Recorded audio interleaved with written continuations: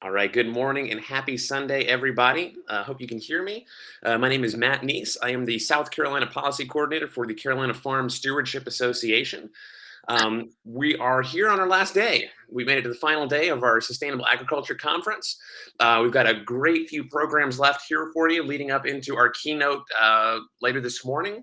But for now, I'm going to go ahead and turn it over to our speaker. One of the biggest issues that we have encountered, from the 80s and 90s all the way up to present day is when it comes to farm stress and maintaining quality of life on your farm. It's how do you, I mean, you've chosen the life of farming and, being a grower, a producer, or working in local food systems. How do you maintain that quality of life that you sought?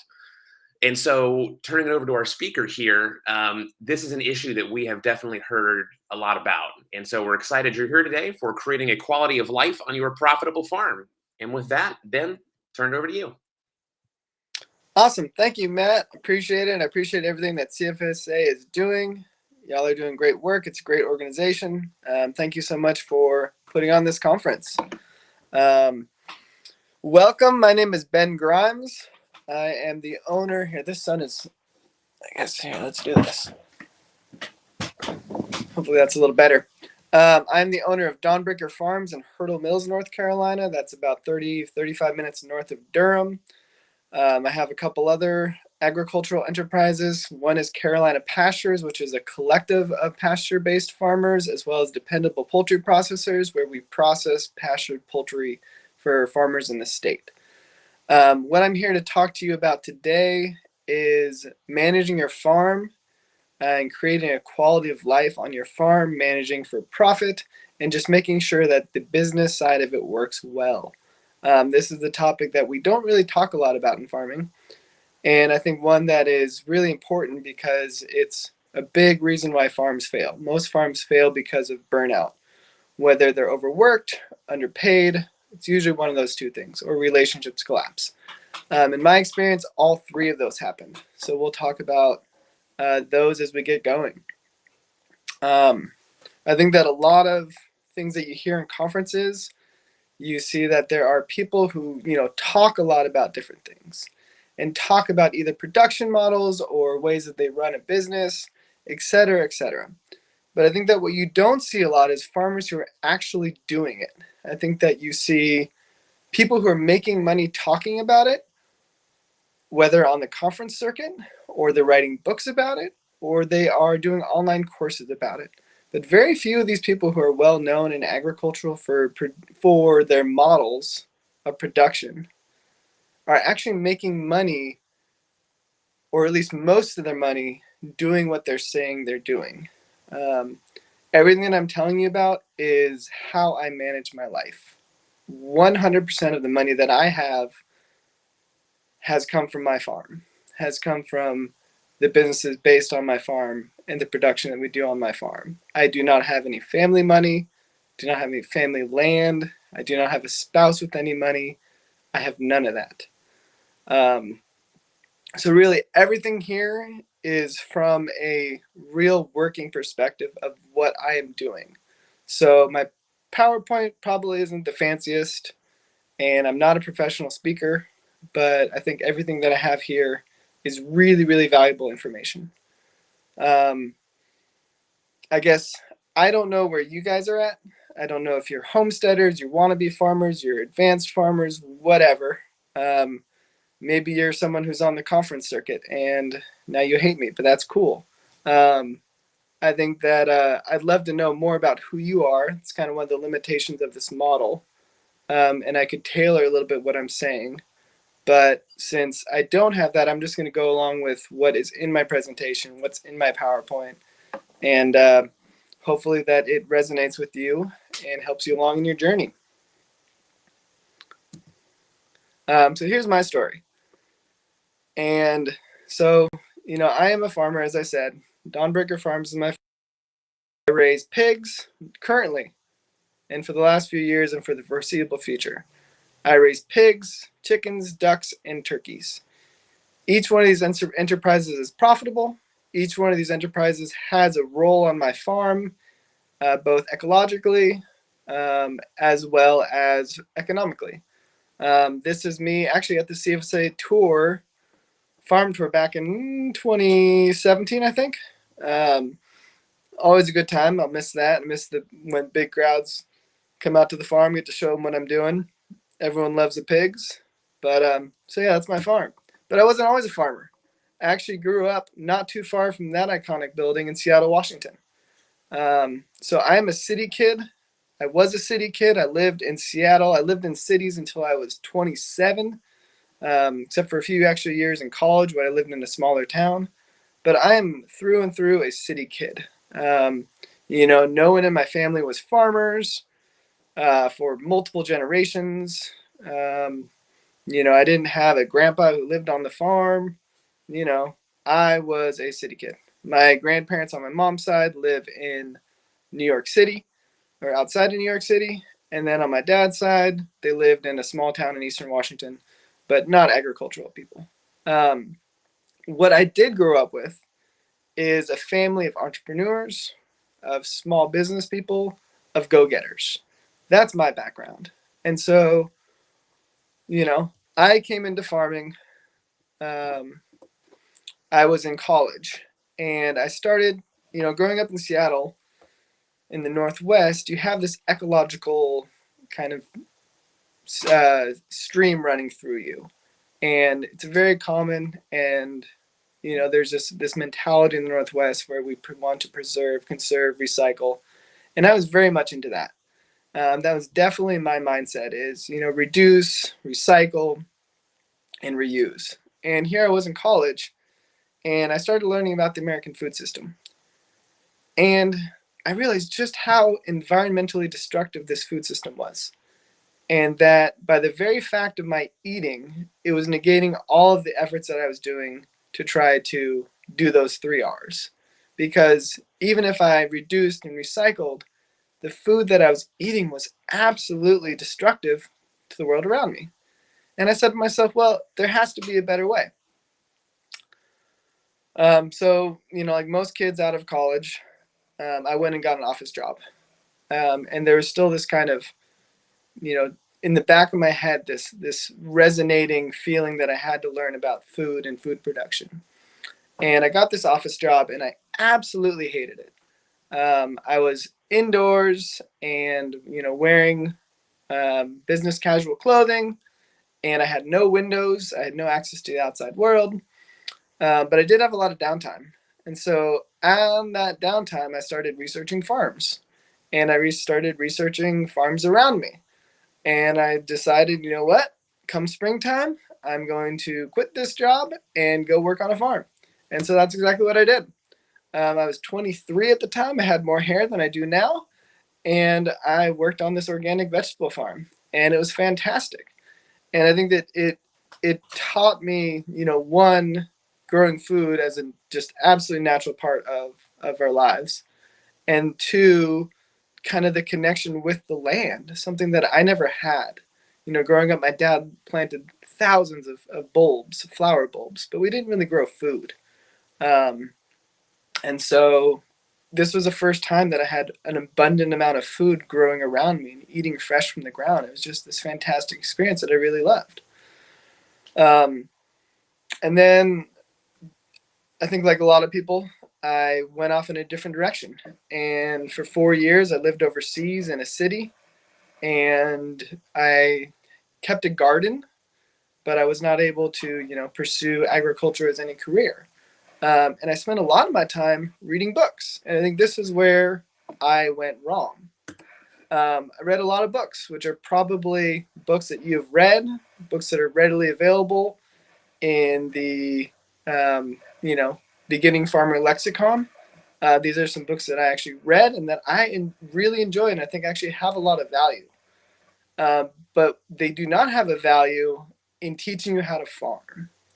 I think that these books give you a romantic vision of what farming is, and they steer you in the wrong direction. They don't present to you a viable working agribusiness model. I think that they're really good on a homestead level. I think that they're beautiful stories, but I think that I was misguided looking at these books as a model for my life. or a model for my future farm business. And I think that I was hit with a lot of hurt when I came into this. When I started my farm at the when in 2013, when I started the farm, I took a lot of this perspective and tried to apply it to a working business model, and it fell. I hit my face hard. I fell on the ground hard. And we'll talk more about that here in a moment, because it was in 2013 when I started my farm, Dawnbreaker Farms. If you have any questions as we go ahead and type them, and Matt will stop and he can read them out to us. But I started my farm in 2013, and I had this vision on my farm. This is my farm. This is one of the first mornings on my farm. The sunrise coming up right there, and I had this vision that, based on these books and YouTube videos and whatnot, that I was going to create this permaculture paradise, and I would have livestock that didn't need grain inputs. They'd get all of their nourishment from the land, and I'd have breeding stock that self-replicated, and I would need to do very little work, very little inputs, and it would just be a viable model. And I never once penned it out to see, could this actually work as a business model? What kind of money could I generate from this?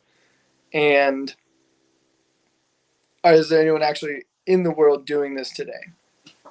I think if I had, I would have saved myself a lot of hurt, because I quickly learned that I was doing too much and I wasn't doing anything viable. These are some pictures of the early years on the farm. And what I did is I went out and I got all these heritage breed livestock that are really cool. They are really, really cool animals. They have a lot of viability on a homestead. On a production model, they are not a viable thing. That was my daughter there, probably about a year and a half, helped me with chores. And I quickly learned that this permaculture paradise was coming down on me fast. I learned I was doing too much. I was doing vegetables and meat. I was breeding animals. I was doing microgreens, and all of this when I had no clue what I was doing and very little farm experience at all. And I was burning out. I had no plan. I had no structure. It was basically a complete free fall. I was following this romantic vision that I'd gotten from books and YouTube, and it was steering me towards a path of absolute burnout. A couple more pictures here of the early years. If you can zoom in and see what's on that table on the right, you'll see a lot of there's some duck eggs. It's about the closest thing that resembles something that I was doing, that I'm still doing. But other than that, it's like plants that I literally dug up out of the ground and put in pots and brought to market. I'd been farming at that point for a good 6-7 months, and I had nothing to show for it because I was doing all these different things and I had no clear direction. So I was literally digging up plants in the morning, bringing them to market in the afternoon. That's where I was at. And this was absolute total chaos. It was economic disaster. My relationships were on a fringe. My money was gone. I was tired, stressed out, and nothing was getting done. And I got to this point where I said, either I need to get out or I need to figure it out. And so I really kind of dialed in what I was doing. And I got rid of all this superfluous stuff. I abandoned my romantic visions, and I got with a farm that worked. And I had to, just remove most of what I was doing so I could get to a place where I was a viable farm business. And this was a many, many, many year journey. I think someone who I was talking to at the time likened it to a bucket with a lot of holes. My business was a bucket with a lot of holes, and I had water coming out of all of these holes, and I couldn't figure out where the water was coming out of because there were so many holes. So I had to plug up the holes until there were just a few left, and then figure out from there how to fix those holes and how to, create a whole bucket that would hold water. And so that's what I did. Um, some more cute pictures of the early years. And so there are a few lessons that I want to share with you guys. Things that I really learned at the time, and that I'm still learning and distilling and figuring it out. And things that are going to, I think, really make or break a farm. And again, this is advice that is tailored towards a farm business. This is not advice for homesteaders. If you want to homestead and do your permaculture paradise, I think that is a fantastic thing. I think that there's a lot more fun that can be had in that kind of a model. And I think that you can focus on things that you really like and things that really, really work.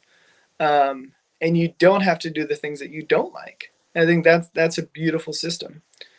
But I think that having a viable farm business can also be a lot of fun.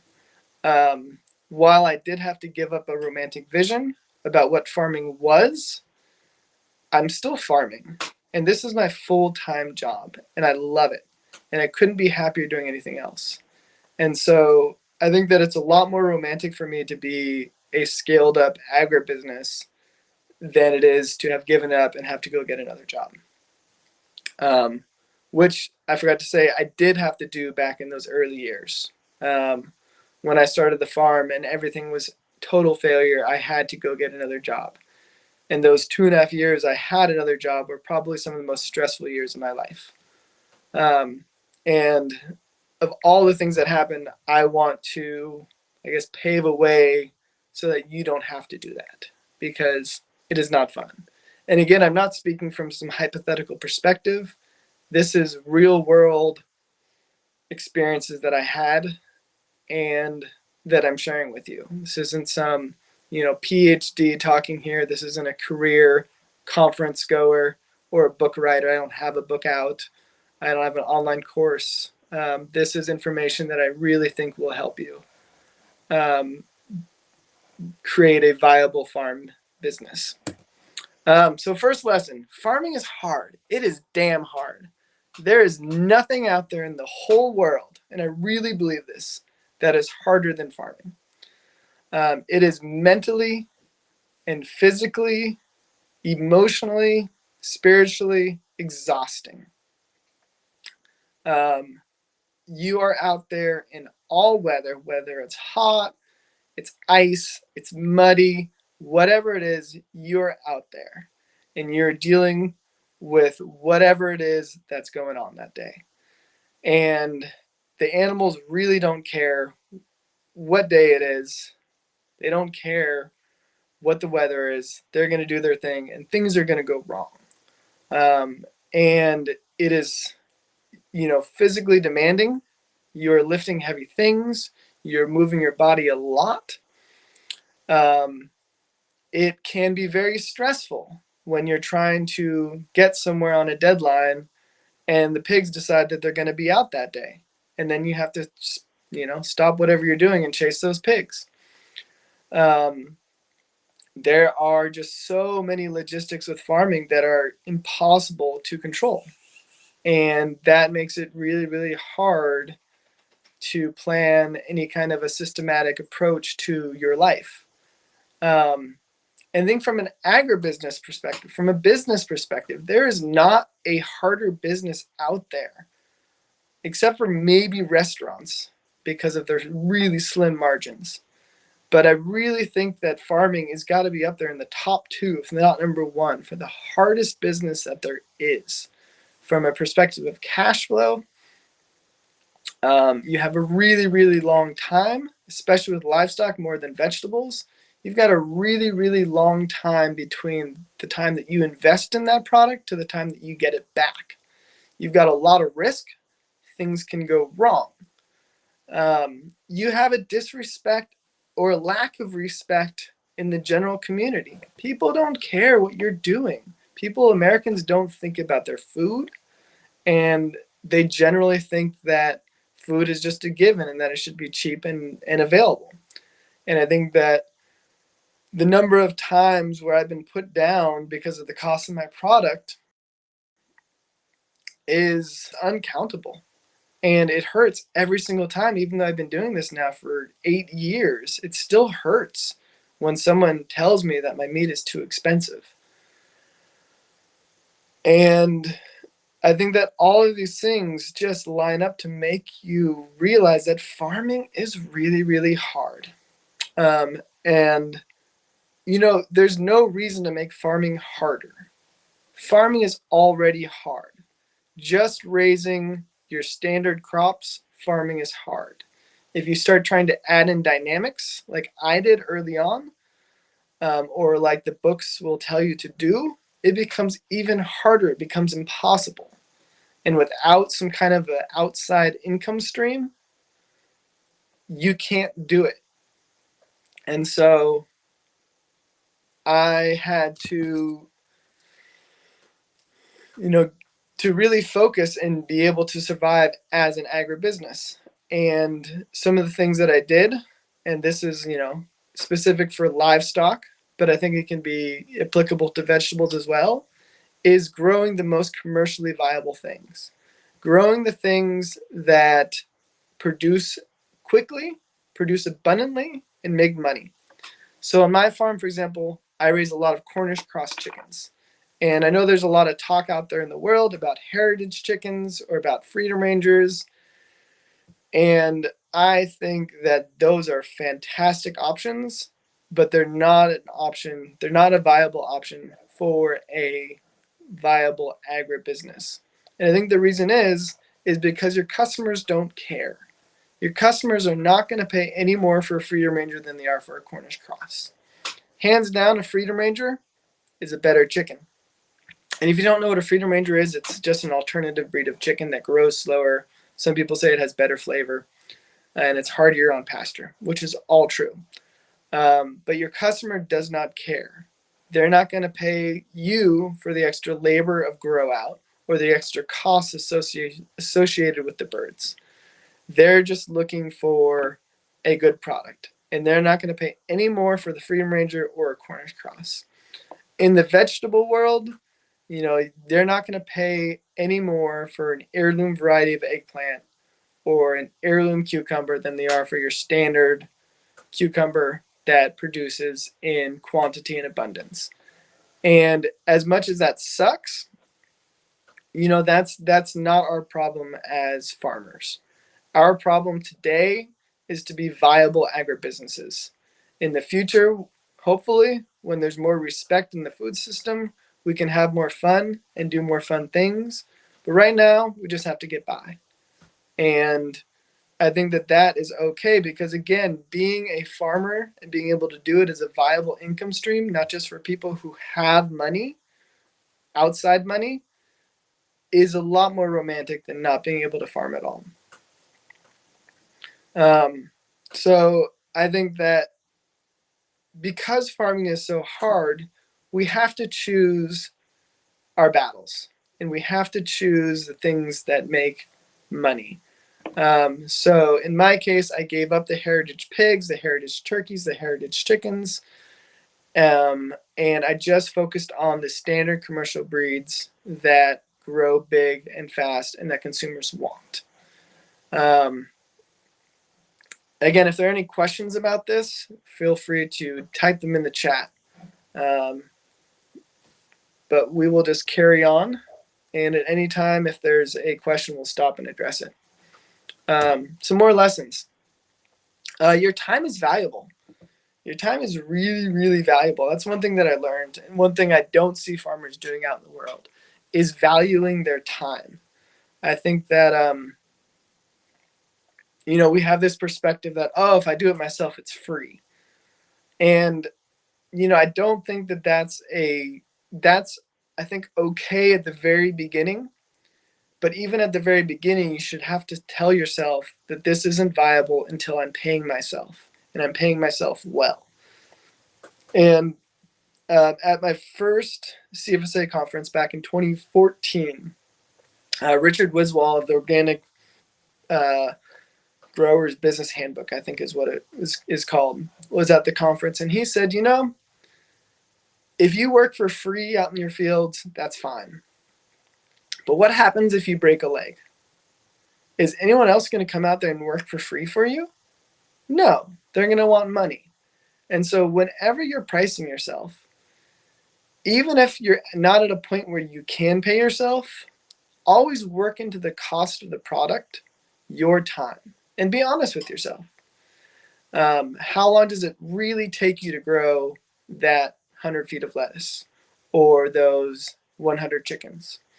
And recognize that you may not have the scale yet, you might not have the market yet, but that you have to charge according to what your true cost is. And then as you scale up, that's okay. Your costs are going to, your labor is going to go down per unit sold. But you still have to be true to your cost all the time. Next thing is organize your priorities. And when I mean I mean you. This is where we're getting into that quality of life on your farm. Is you need to organize what you want to do with your life. What do you like to do? And we'll get more to that. And organize your financial needs. What it is that you need in your life. And also create a mission statement. And a mission statement is really going to help you focus on what it is that you are going to do on your farm. So let's carry on. We'll address each of one of those kind of individually. So my mission statement for Dawnbreaker Farms. I have a 3-pronged mission, and this has been actually my mission from the very beginning. So this is one thing that I did do well. I've wanted to be regenerative, be profitable, and teach others to do the same. So that's kind of helped me guide myself the whole way. And I think that it's important that as farmers, we know what we're doing. We know what we're trying to do. And, each one of these things is a core tenet of what I'm doing and why I'm doing it. I've wanted to be regenerative. Remember, from a young age, I was always drawn to environmental, being a better environmental citizen. And I want my farm to be better off than it was before. I want the soil to be healthier. I want the water to be healthier. I want the plants to be healthier. I want the wildlife to be healthier and be profitable. Really, really important that I'm profitable. And I think that stands for itself. And I think that's one thing that as farmers we don't think about. We think more about the quality of life and this romantic vision. Again, this romantic vision of living on the land and being one with the land, and thinking that we're martyrs of we're poverty martyrs for the greater good. I wanted to be profitable, and I am profitable, and that is a really important tenet for me. And then I wanted to teach others to do the same. So I wanted to teach other people how to do these things if they wanted to do them. And that's part of why I'm here today talking to you. And so I really encourage, no matter where you are in your farm journey or even your homestead journey, your backyard journey, whatever it is, to really have a mission that you're trying to accomplish, because this will really help you focus and decide as you're going making day-to-day decisions. Does this fit within my my mission? Does this help me further my mission? Does this take away from the mission? Because there's things that I can do on my farm that are very, very profitable, but they're not regenerative. There are things that I can do on my farm that are extremely regenerative, but they're not profitable.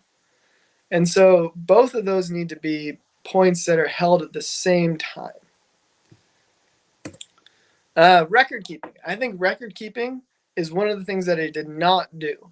Again, this romantic vision, I was just going to be on my land and everything was going to work out beautifully. And that's not the way that a business works, unfortunately. I think that record keeping is a really, really important thing. And it's really easy in our day and age. Each one of us has a phone in our pockets at all time. And I started using that phone to keep records. I just have spreadsheets on my phone that I keep, and when I'm walking around the field, I just type things in. We'll talk more about what I'm keeping. Um, Record keeping is not my nature.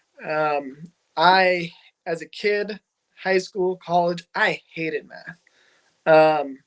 And I hated spreadsheets, and I never looked at a spreadsheet. I never counted records. It was not my thing at all whatsoever.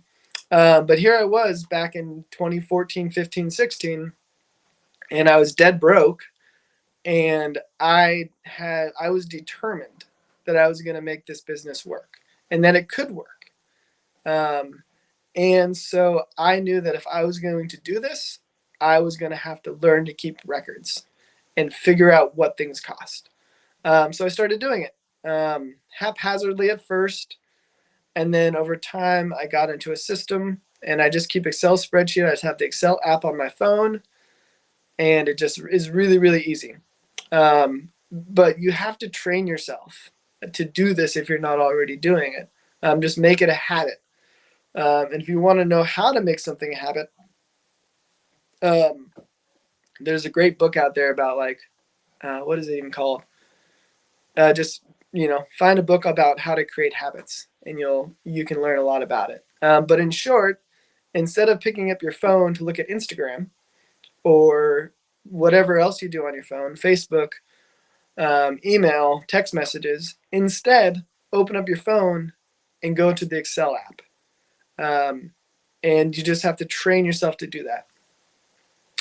But keeping records and having the records and then compounding the data once you have the raw data, it really helps you make informed decisions. Back in this period when I was doing so much and I had no idea where those holes in my bucket were, I had no idea where the money was coming or going, or what I was losing money on, or where I was spending the money.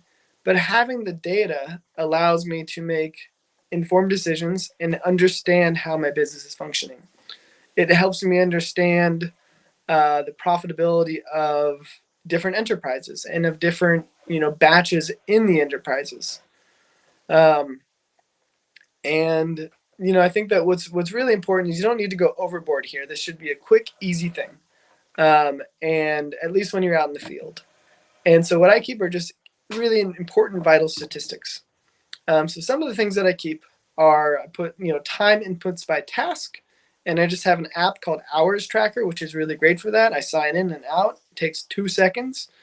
Whether I'm doing chickens, ducks, turkeys, or pigs, or I'm doing miscellaneous farm tasks, whatever it is, I can clock in and out, and I know how much time I'm spending on my farm. Annually, monthly, weekly, as well as per task, and that's really great. Um, I also track feed, so this is specific to livestock. If you're doing vegetables, you might have to track things like fertilizer, or seed inputs. How much seed do you put down in a 100-foot bed? How much fertilizer, et cetera, et cetera. But your main production inputs. So in my case, feed. In the brooder, it's bedding for the brooder. Um, any mortality, anything else that I'm feeding, like oyster shells or grit, anything like that. And I'm also keeping my inventory, so I know what I harvest. So I know how much chicken, came out of a batch of chickens. So I run 1,000 chickens at a time. So I want to know at the end of that batch, at the end of that 8-week period, how many chickens do I harvest? And then I can know later on, I can compile the data on a computer spreadsheet, and understand what my feed conversion was, understand how much money I made or did not make on it, and other kind of really important stuff. Enterprise selection. So I think it's really, really important to choose what you're going to do. And I think that, again, with this romantic vision that we can do anything. And I think that's not true. I think that from a business perspective, from a mindset perspective, we have to have one focus. Whether that's vegetables or meat or God forbid you're a crazy person, you want to do dairy, whatever it is, choose a profitable focus. For me, that's meat. I'm doing meat. And then laser focus inside that focus. So I'm really focused on things that sell. I don't do goat. I don't do sheep. I don't do heritage roosters or heritage turkeys. I'm trying to do big production. I want to feed people and I want to run a viable agribusiness. So, and I want to do it regeneratively. So I need scale for all these things to kind of fall into place. And the only way you're going to get scale is by doing what the market wants. So I have Cornish cross chickens and I have uh, broad-breasted turkeys, and scaled up for maximum efficiencies. Um, and then build the life that you want. So figure out how much money do you want to make. How much can your farm produce, and then do they line up? So set a realistic goal. Do you want to make 50,000, 100,000, 200,000? Whatever it is, you have to be real with yourself, and then make sure that your farm can actually do it. I'm going to hustle through the end here just to make sure that we have time for some questions. Um, and then what are your priorities? What do you actually want to do with your life? Do you want to travel? Do you want to have time just to quietly read books or write? Whatever it is. Make sure that you plan that into your farm, and also that you take a break. Make sure that you have time to just cool off. Again, farming is physically demanding, and you just need to have time to just breathe and take a break. So my farm today. So, as of 2021 this year, we produced somewhere between 4,000 and 5,000 chickens, about 1,500 or so ducks. We'll end up with about 350 or so turkeys and about 90 pigs. So a good bit of meat. We're feeding a lot of people and we're generating a lot of money. There are 3 part-time employees and then me as a full-time employee. And there's a lot more to the business than just raising the animals. And I think that of those, 3 part-time people and me as a full-time person, one of them helps me mostly on the farm part-time, and then I guess I could be considered a farm part-time worker. And then a lot of my time is just spent running the business and managing the business. And I think that's a really important thing. And so, I've climbed out of this hole that I was in to be able to run this viable business. And I'm doing well. I'm doing very well. I'm doing better than any other farmer that I know. And I think it's because of these principles. And I mean better by terms of quality of life and making money. I make money and I'm not abashed. I'm not ashamed of it. And I think that farmers shouldn't be ashamed of it. We should make money. This is a hard business. This is a hard lifestyle, and we should have some viable income streams.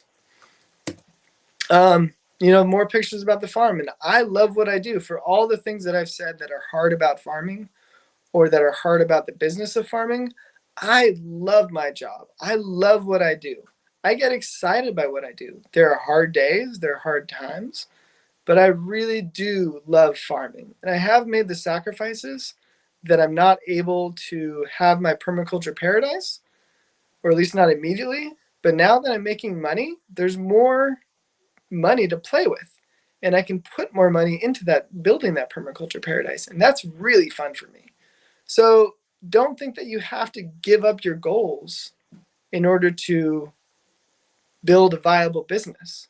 You just have to make some compromises so that you're able to build the business that you want and build the life that you want. And long term, you can still build the dreams that you want. You just have to make the money first, unless you have money, and then that's a whole different story. This is just a picture of my daughter and her best friend when they were much younger. This is 2016, but just such a happy day and such a happy memory of just on the farm. And I think that I want you all to be able to be in a position to enjoy your life and enjoy your farm and enjoy what you do, because it's just a really, really important thing. Farming is fun. Farming can be very profitable. Farming can provide you the life that you want, but you have to steer the farm you have to take control of it and decide where it's going to go. And you have to be disciplined and make informed decisions. But it's very, very possible, and it's very viable, and it's a fantastic life. But you just have to avoid that burnout. So, I leave you with this picture just because it was one of my happiest memories, one of my happiest days. And I want you all to have that as well. And I think that, everything that I've told you today is my best interpretation of how to get to that point. And I'm happy to talk to you right now in the question and answer, or, outside of the conference. You can find all of our, information online. I'd be happy to talk with you, give you my time about how to make your farm business better, how to create your quality of life. Because that's something I really believe in. I want to see a whole nation of farmers doing well, making money, producing good food, and living a really great life. So I'll leave with that and open up to any questions and answers.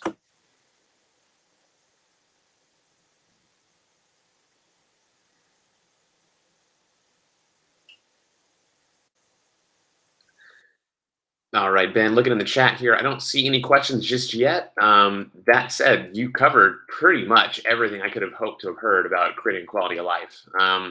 In fact, it did raise a question for me that I'll pose, and this will, see if anybody else has any questions after this too. But there's an expression that I heard, and I can't remember when, but you can't save the world if you can't pay the rent. Um, and what considerations or what advice would you have for any producers or growers to take into account when they're trying to straddle that line between staying profitable, but also not compromising your values in terms of how you want to farm and grow food? I mean, what advice would you have for them? I'd say going back to this slide, track your time. Your time is valuable. And then, choose a profitable focus. One focus. Get rid of everything that doesn't work for you. Whether it's not turning money, it's not scalable, it doesn't fit your life.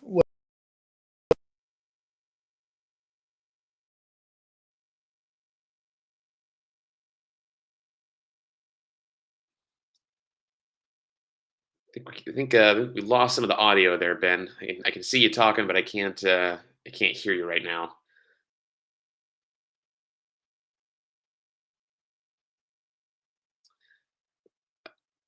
Did your microphone cut out? Let's see.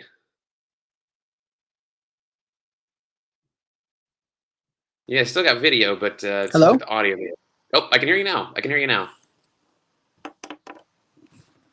I think we're back. Good to go. Oop. And with that, I think Ben's video may have just crashed, but we're going to sit tight here for a second and see if we can get him back. Um, let's see. His screen share is back.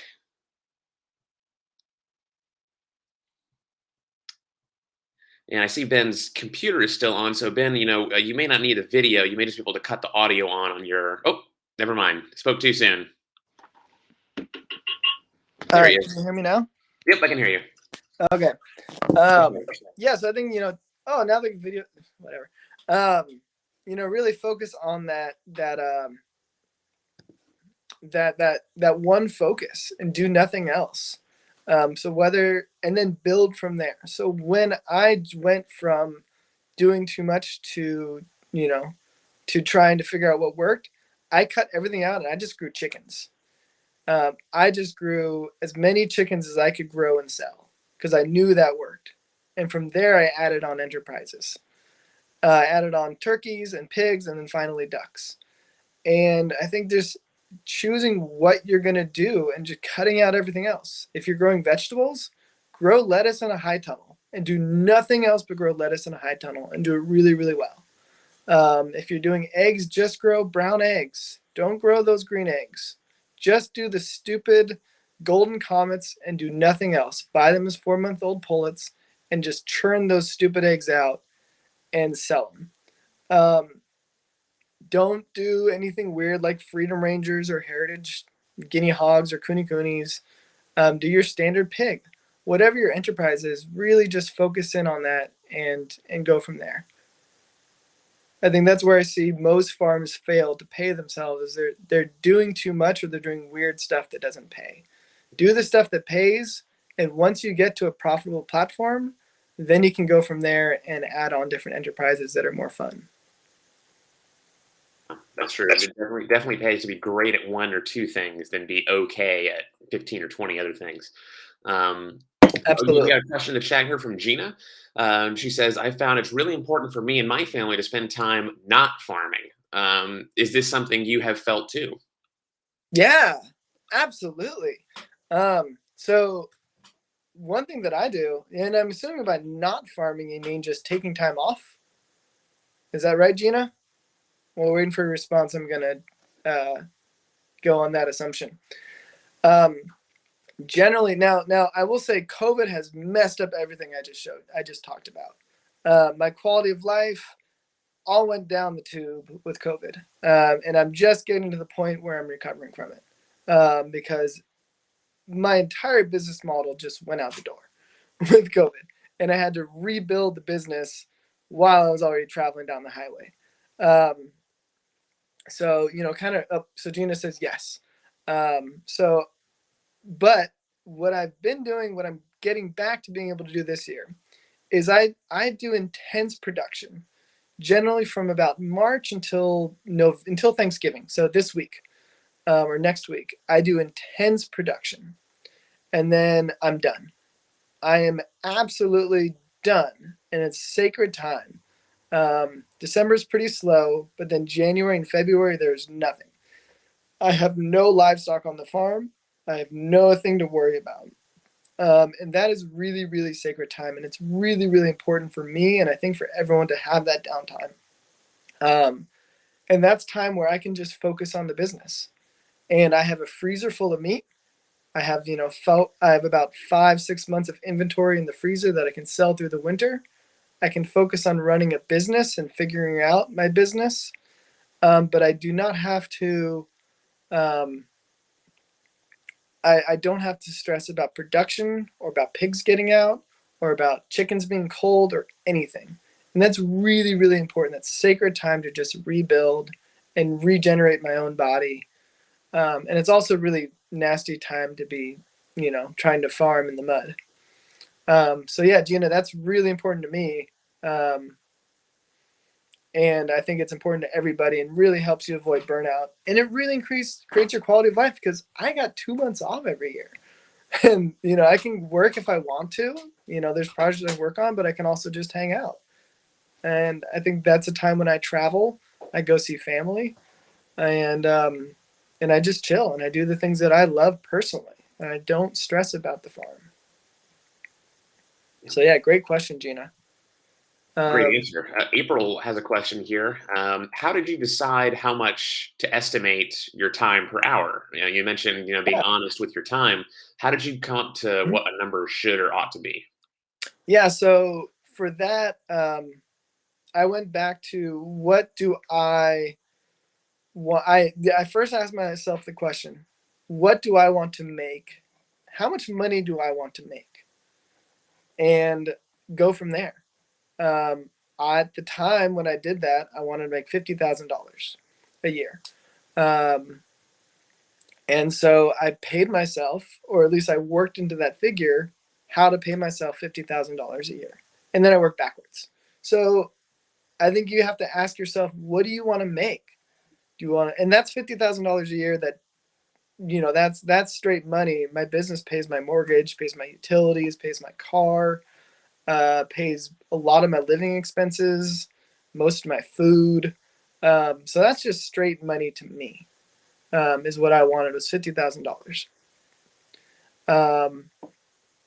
And the business had to support everything else. All my benefits that come with being the owner of a farm. And so ask yourself that question first and then work backwards. So and don't short yourself here. Don't say, "Oh, I can get by with $20,000 a year." That's not a good answer.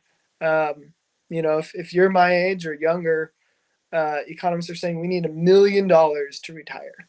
So plan to get $1 million in your pocket, or at least an equity somewhere, somehow, so that you can retire gracefully. Um, and I have every intention of being able to do that. And you should too. So don't short yourself. Don't live in poverty.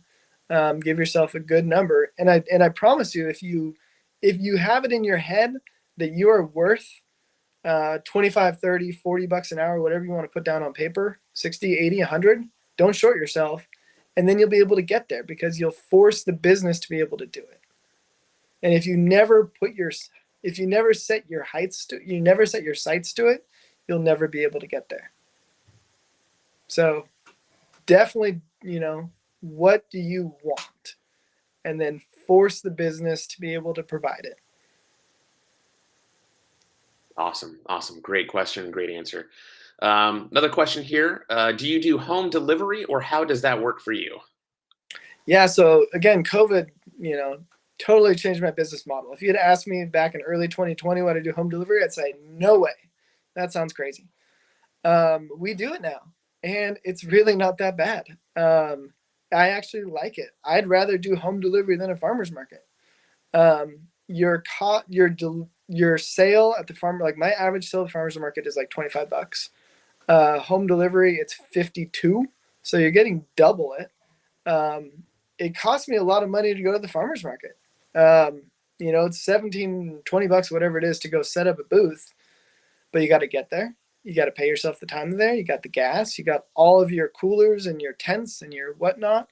And it's a lot of energy drain. It's a 12-hour day for me to do a farmer's market, and it's early.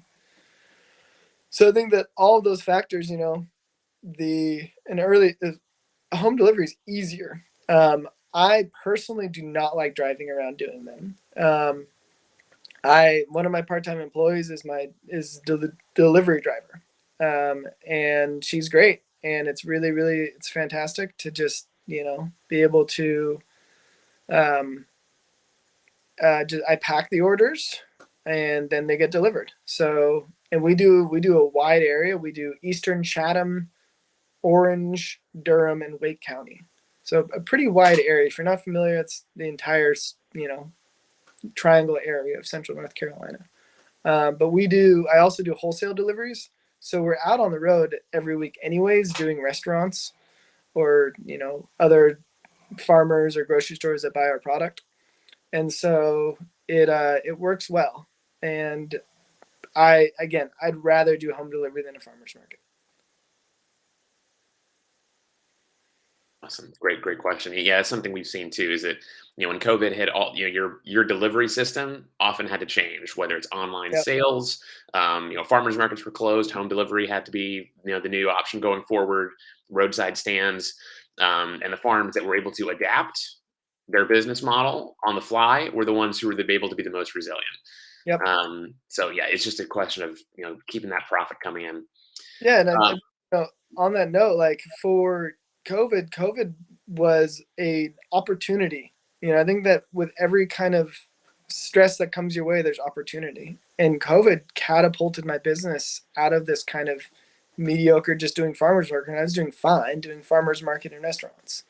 But when COVID hit, now I added on home delivery, I added on a CSA, I got new wholesale contacts, um, that just propelled the business into a new sphere of existence. So I think that's one thing to, as an entrepreneur, you always got to be on your toe and be on your toes to find the opportunities when they come, however they come. Absolutely. Absolutely. Well, I don't see any more questions at the moment. Ben, that was a terrific presentation. Like I said, we really appreciate your time here today. It's one of the questions we get the most. How do you keep that profit coming while not compromising your values? And like I said, we really appreciate you being here. Last call for any questions in the chat. And he said this is the last day of the 2021 Sustainable Agriculture Conference. Save the best for last. We hope everybody here will check out our programming here for the rest of the morning, and check out our keynote later this morning, I believe at 11:30, on how to create resilient and sustainable ethical meat supply chains. This is Matt Neese, SE Policy Coordinator with CFSA. Thanks again, Ben. We appreciate your time. Yeah, thank you guys. I appreciate it. Take care, everybody.